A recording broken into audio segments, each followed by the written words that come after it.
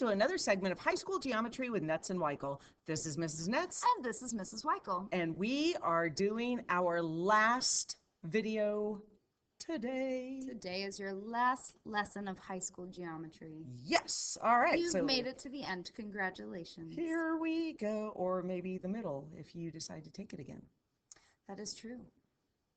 You must love geometry to see it a whole second time. I do love geometry. I do too. All right, so here we go. 9.4, cross sections and solids of rotation. What will you be learning? Well, by the end of class, I will be able to use a cross section to determine the shape of a three-dimensional object generated by the rotation of a two-dimensional object. Interesting. That's a lot. It is a lot. So let's think about Sounds this. like fun. Yeah, well, think about this. You've seen so many times like adults, they'll take a quarter and they'll put it on a table and then they'll kind of stand it up and they flick it. And then you don't see a circle anymore. You now see this ball. Like a sphere. Yeah, a sphere on the, so that's pretty much what we're doing. Interesting. Yeah, so why do you need to know this? Well, understanding the relationship between 2D and 3D figures is very helpful, with this unit as well as future math classes. Talked to a couple teachers today and a student all told me, oh my gosh, we're looking at cross sections and planes of cross sections. Yay. Yay. All right, so how will you know it? Well, you'll know that you have it mastered when you can name the correct figure or shape determining on the situation. Whether we give you a three-dimensional object, you can tell me the two-dimensional object that created it, or I give you a two-dimensional object and you can tell me the three-dimensional object that's created by it. Very interesting. All right, let's go ahead and get started. So a cross-section is a shape that you get when you cut a three-dimensional figure. So you can see my cartoons here with my math Ninja. shape slicing ninja. He's slicing a cylinder, and you can see kind of inside the yellow figures. Well, those are the cross section. It's the shape that you see when you are inside the shape. So you can see here when he slices, he's making this shape right here, and the grid here is like the invisible plane that's actually slicing the three-dimensional figure. Here he sliced straight up and down, and you can see we're making this yellow figure. So we're going to talk more about what those shapes are going to be. Think of this like cross sections are like when you were to slice an apple. So if you slice a red apple, it would be the white inside that you see, or a loaf of bread. Right. You know, the outside or the crust is brown. Well, if you slice it, the inside part, you see the white parts, that's the cross section. Yep. Interesting again. All right. So the first one we're going to talk about is a sphere, because a sphere is literally the most simple one that we can do because it's perfectly round if it's a sphere. So no matter where you slice it, you're going to get a circle. By definition, a sphere is all points in all directions that are equidistant from a single center point.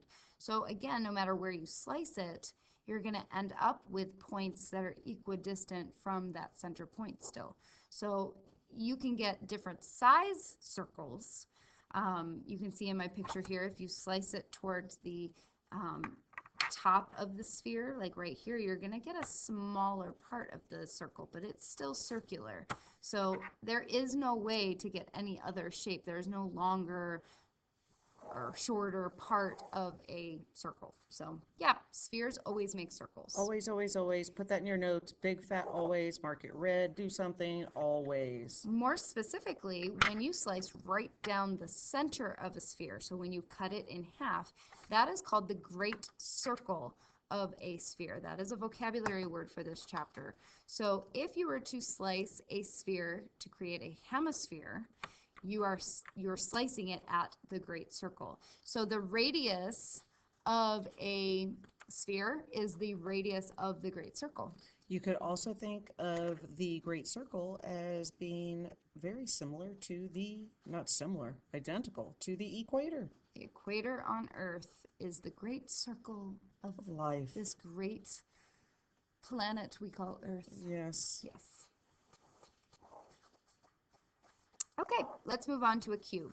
So in order to answer these questions accurately, you must know the properties of a square because I'm sorry, not of a square, of a cube, because you need to know what the sides are to be able to answer what kind of polygons we're getting when we do our slicing. To be a cube, you're going to have a prism where all faces are squares. So no matter which face you're looking at, there are 6 of them, you're going to get a square. So we can slice this a bunch of different ways and get different shapes, but all the faces of the cube have to be square. So if I were to slice a cube parallel to any side, and I say any side, even though here I have to the base, well, remember rectangular prisms, any size can be any side can be the base. With a cube, all sides are squares, so any side can be the base. So if you go parallel to any of the sides, so I did front to back here, you can see my kind of tan orange shape inside here. I could go parallel to the left and right side, slice it right here. I could slice it between the top and bottom. So no matter what, you're going parallel to the 2 of the sides of your cube. When you do this, because all faces are squares, your cross section is also a square. For the middle one, if you go diagonally through opposite edges, so here's an edge, top left, opposite to that would be bottom right. If I slice my cube in half that way, well, this is a 45, 45, 90 triangle. This is a side of a square. Well, I know that a right triangle, the hypotenuse must be longer than my legs. So if this is the leg and this is the hypotenuse, I know this is longer than this, which means I don't have a square now, I have a rectangle. If I were to slice off a vertex, so you're slicing just the corner of your cube off, you would get a triangle. And you could get any kind of triangle depending on what angle you slice that corner off at. You could get an equilateral triangle, isosceles, or even scalene depending on how you slice it. The one thing you know for sure is you're going to get something when you cut off one of the vertices, is that you're going to get something that is a triangle, period. Yep, because you're only slicing that corner off. So like you can see here, we affected the top, front, and right side. Well, that's 3 sides.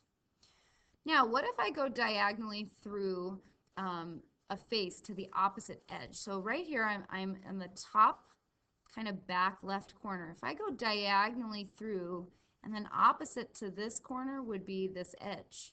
If I slice it, you can see I'm touching the top, and then I'm touching the left side and the front. Over here, I'm touching the back and the right side. So as I slice through, what you end up making is a pentagon.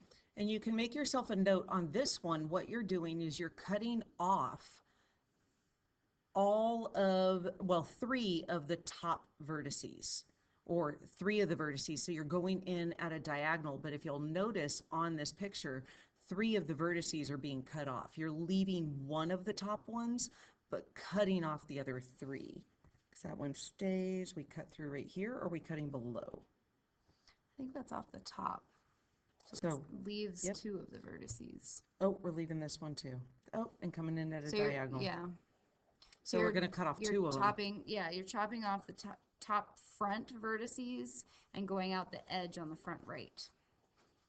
All right, and then the last one we're going to talk about.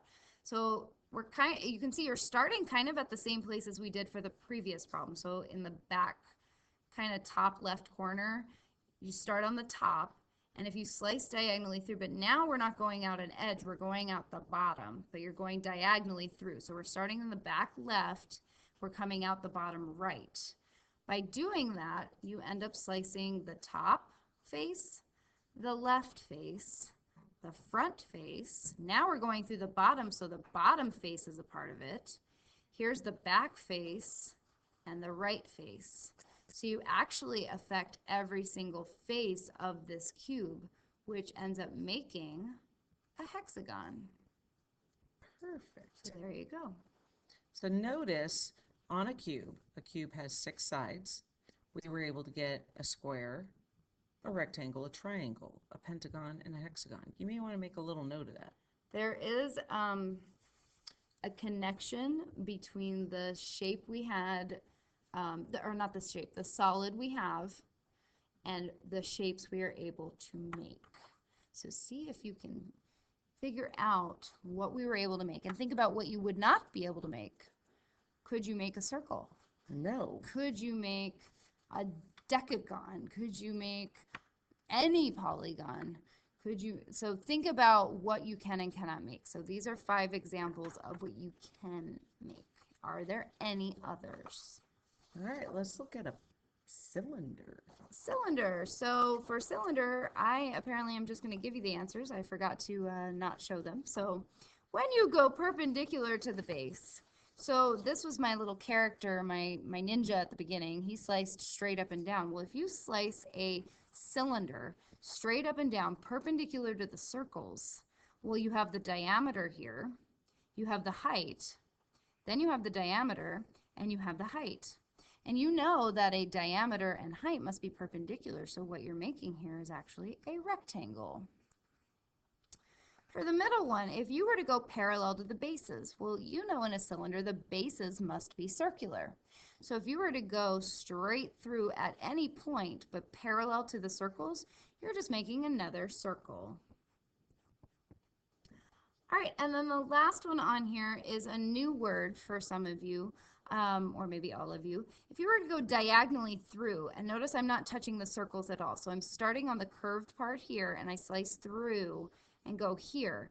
So because I'm going diagonally, it sort of is like a right triangle. You know, if this is perpendicular and this is perpendicular, this starts to become sort of like a hypotenuse. So this ends up being longer than it is wide. So it's an oval. And in math, our ovals are actually called ellipses. And some of you might ask, what about the cross section that would go maybe through the very top of the cylinder, diagonally going down through the bottom? Well, keep in mind that we're talking about are basically somewhat circles and things like that. We're not talking about weird shapes that don't really have Right. names. Right. So what you would get if you did that you would get like a circle sort of oval thing that's been cut off horizontally at the top and at the bottom. So basically like an ellipse Becomes that's been kind of cut like off. a composite. Yeah. Sorta, yeah. So it becomes an ellipse that's basically been cut off at the top and bottom. So we're not going to look at shapes that are not, These are the 3 that we don't have you're names familiar for. with, right? And I know when we did the cube, there was our pentagon, our hexagon did look They really looked weird, but we know that those are polygons, and you can't count the number of sides. and they do have names. So we're using shapes that we have names for. You could pretty much think of that. All right, next we have our pyramid. And we're looking at square pyramids. Depending on the base, you could get different shapes, I believe, yes, depending on what your base is. So we're just going to look at squares for right now. But again, think about the relationship between the shape you can make and the solid you are starting with. So if you have a square pyramid and you were to slice this pyramid parallel to the base, you're going parallel to the square. Because you're slicing parallel to the square, you are going to get another square. It's a dilation of the original base square. You're just getting smaller as you move up towards the apex. Your square gets smaller, but no matter what, if you're going truly parallel to the base, you are going to get a square. If you go perpendicular to the base, I talk about this with cones, but I didn't talk about it here. If you go perpendicular to the base, that should say through the apex for what I'm trying to accomplish here. Through the apex, you are going to get a triangle. There we go. So perpendicular to the base, and it's going through the apex. Right here, you're going to go down this triangle. Then you have the square base that you're coming out the bottom, and then you have this triangle. So you end up, if you were to look at what you, like on the inside, what you can see, it would be a triangle. And if this is a true right pyramid, where this is centered over the center, you'd actually get an isosceles triangle. But that would mean, again, that the apex would have to be perfectly center over the square for that to happen. If it's off center at all, you would end up starting to get a scalene triangle. And then lastly, if you went diagonally through the, faces of the triangular faces, if you start here and then you come out here, well, if you notice, starting up here, the higher you get towards the apex, the smaller the distance between the sides of the triangles are. So up here, it's just this far apart. And as you go diagonally through, now they're wider. Well, because this is a square, I know this would be parallel to this, because I know this side of my square is parallel to this. But it's not the same length, so we don't have a rectangle like we did in our cube. It's smaller at the top than it is on the bottom. So this is actually going to be a trapezoid because you have one set of parallel lines versus more than that or no parallel sides. Now, you could also not necessarily go through the faces. You could cut diagonally, just like we have it here, but drop that bottom down even more to where it goes through the edge of the triangle. And that's still going to make a trapezoid. So just as long as it's going through diagonally and you're getting down, I have another one too. getting down to that other side. So That you're would be starting, a trapezoid. you're starting at the top, cutting diagonally down. It's gonna make You a trapezoid. could also slice perpendicular to base, Oh, not yes. through the apex. You would end up getting a trapezoid again. Yeah, so you could So there's a you could lot move of different that line ways. right there, and then Right. you could drop this line down, And that would come drop this here, one down right. here, and then they would see. So you can see that that would also make a trapezoid. So Right there. we've just Lots pointed of ways out to get trapezoids. a couple of different ways. Absolutely. So now let's take a look at this. Your pyramid has Actually, 5 this sides. would be, sorry, I'm going back to this. It would actually be, if I went perpendicular, it would end up slicing. Oh, yeah. But still a trapezoid. Still a trapezoid. It would end up being more like this. I agree. So now let's think real quick. So the pyramid has 5 sides, and we were able to make a square which has 4 sides. We were able to make a triangle that has 3 sides, and a trapezoid also 4 sides. Huh. I wonder if there's anything else that could be made. We haven't made anything with 2 sides. What does a two-sided polygon look like? I wonder. It looks like 2 lines with no third side. If you remember our triangle inequality, when you had two equal, were you able to make any vertices when they were equal to each other? Like Yeah, two sides, no. what would that would be an angle. Yeah, you're done. Yeah. Call it game over. All right, and then the last one we're going to look at is a cone. So a cone, you can see I'm kind of describing these similar to what I've been describing. If I were to go parallel to the base of a cone, I know a cone has a circle on the bottom. So if I go parallel at any point, I'm going to still get a circle. If I were to, I'm going to skip this one for just a second. If I were to go perpendicular to the base, so perpendicular to the circle and through the apex, so I am going through the apex, you can see this very clearly, hopefully, that you are getting a, where are you? A triangle, maybe. There you are. Here, if I were to go just through the curved parts, but go diagonally through, just like we talked about with our cylinder, you'd get an ellipse. Now, these two odd ones, with our pyramid, when we did this, we were getting a trapezoid. Now, because we have that curved or rounded part, because this is not a polyhedron, we have that rounded part going up to the apex. You're actually getting one word you've seen before and one you may not have seen before. So if I were to go diagonally through the curved part and then through the base, so I'm starting on the cone right here and I'm going diagonally through, you get this like curved shape. You guys graphed these in Algebra 1. You get a parabola. Over here, if you go perpendicular to the base, but not through the apex. So similar to the last trapezoid I showed you with the triangle, it's just this is rounded. This is actually going to be part of something called a hyperbola. To have a true hyperbola, you actually have to have the cone and then the reflection of a cone, so that it looks like an hourglass. Yep. So you're, with my picture here, you're getting the bottom part just of the hyperbola. So those are all the cross sections of your cone. All right, so the next part, we're just going to have you guys answer some questions. If you took good notes, these first ones should be pretty simple. If you are given a right circular cone, what is the shape of the cross section that is parallel to the base of the cone? Well, if I go back to my notes, which are literally right above, it looks like parallel, I wrote I would get a circle. You would get a circle, that is correct. What is the shape of the cross section that is perpendicular to the base of the cone? Well, perpendicular to the base of the cone, it looks like we have two of those.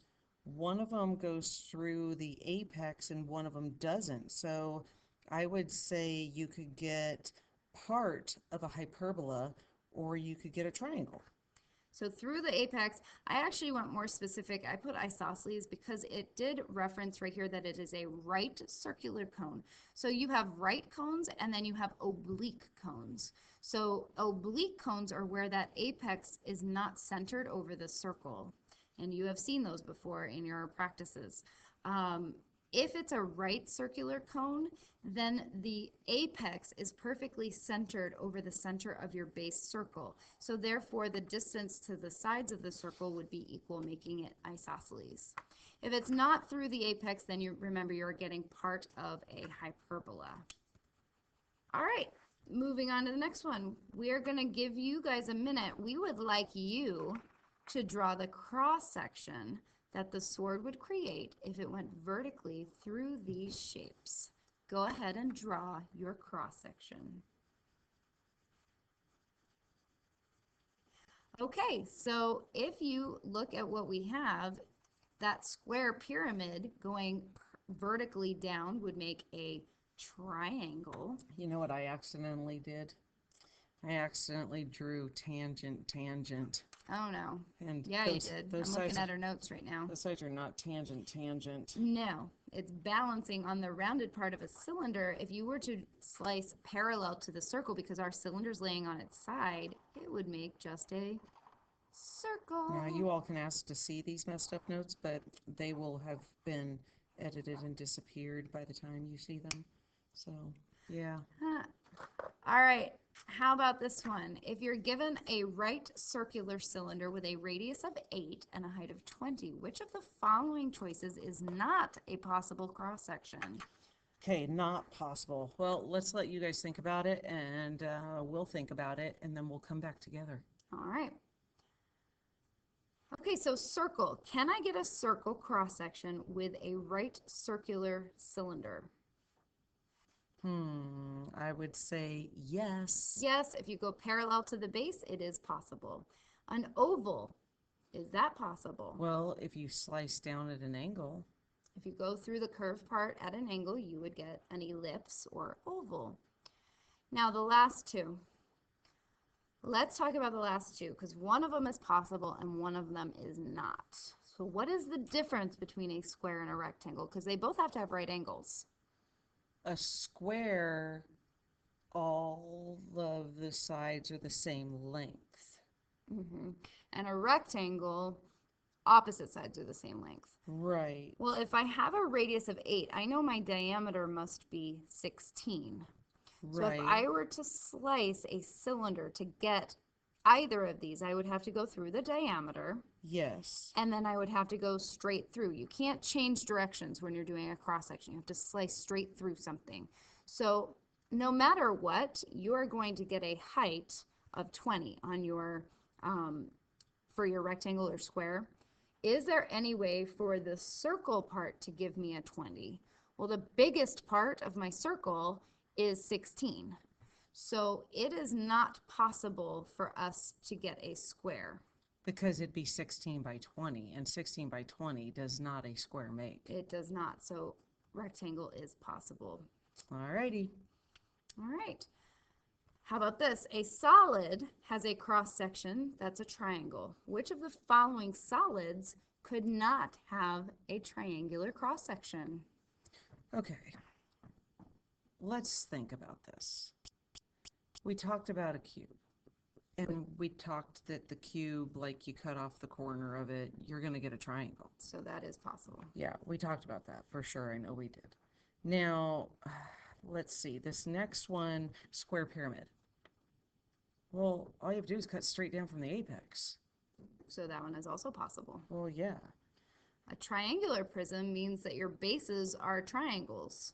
So if you were to slice a triangular prism parallel to your base, Wouldn't that just, it would make a yeah. triangle.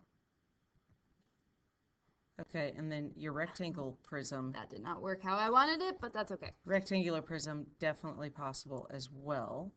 You could slice it in a way that you're only touching 3 of the faces, making a triangle. So what we have found, all of them are possible. Yay! All right, moving on. Now we're going to talk about the other part of our learning target. So far we've taken 3-dimensional figures and figured out what 2-dimensional shapes we can get out of those 3-dimensional shapes or figures. Okay. Now we're going to go the opposite direction. I'm giving you a 2-dimensional figure. How could I turn it or form a 3-dimensional shape? The trick here is imagine having a string, and that string is holding your object wherever. However, we're going to have one case with a torus where the string is not touching our 2-dimensional object, which that is okay as well. Imagine like Veggie Tales. Don't you remember Veggie Tales? They had no arms, but No. they were still able to hold stuff. No. Okay, well, That's sorry. I think after before Ryan, I don't know. Oh, goodness. Okay, so anyway, imagine that the string is there, and even if it's not touching the 2-dimensional object, it can still hold it there. I believe you guys have some problems in Khan Academy where you're going to see some more complex ones similar to what Mrs. Metz is talking about, where you have to decide, like in Khan Academy, you are going to have to not only decide what shape you get, but the dimensions you get. So you have to really think about and visualize what is happening when you're going around that string. So for this right here, if I were to, so line L is stationary and the shape is turning around it. What 3-dimensional shape would you get? Well, if B is going around A and C is going around D, you're ending up with 2 circles. On the upper right one, line L is going right down the center of, or it doesn't even need to be going down the center of. Regardless, B, C, D, and A are all rotating around line L. So what do you end up with on top and bottom? You end up with a cylinder. You end up with 2 circles making a cylinder. A cylinder. So one of the things that you can take a look at is look at your cross section, or look at what the section we did before, and we were showing you that from the cylinder you could get a rectangle. So you know that if this is a rectangle, well, obviously it could create a cylinder. Yep. All right. All right, next we have triangles. So A, notice it's on the line L, which means it's not really turning. But what is turning in this one is B and C. And down here, A and B are both not moving, but C is. So what 3-dimensional shape would we get? Well, if you spin C around, and it goes around, around, around, and it goes around quickly, I'm going to start to see this thing that looks like a cone. You would get a cone. I'm impressed with my technology ability here, I'm not going to lie. You have grown. I have. All right, so next, this weird half circle. This is the quarter. Here's the quarter. Half of it anyway. Yeah, I don't know why I didn't. I gave half. I did half on all the other ones, and then I didn't on this one. Or other way around, I didn't do the full. Yeah, we'll live. So if I were to spin this weird kind of half moon looking thing, if I spun it around line L, what would I make? Well, there is no flat sides. Every shape we looked at had flat sides except for one. Hey, Michael, L is like a vertical equator. It is like a vertical equator. So that'd be a hemisphere. Making a sphere. Here we go. Ding. I got it right. That's my noise for I got it right. Ding. All right, and then this is the one we were talking about. So if these circles rotated really fast around line L, what would we make? A donut? So because we're not touching, yeah, it's going to look like a donut, but we officially call it a Oh, that's right. Taurus. torus. There you go. Very cool. So guess what? What? We're done. Wait, we're done making videos? This is our last We're video? done. Sad face. This is a big sad face. Oh my gosh. So what now? Oh, so hopefully you understand solids and two-dimensional objects and all that good stuff. And yeah, If you have any questions, you can see that Mrs. Netz and myself are graduating from our geometry class because we did all our homework. we did. Hey, Mrs. Weichel, Hey, what, Mrs. Netz? did you know that old geometry teachers, actually all math teachers, they don't ever die? They don't? No, Nice. they just lose their functions. So this is Mrs. Netz and Mrs. Weichel and Ryan, and we're all saying bye.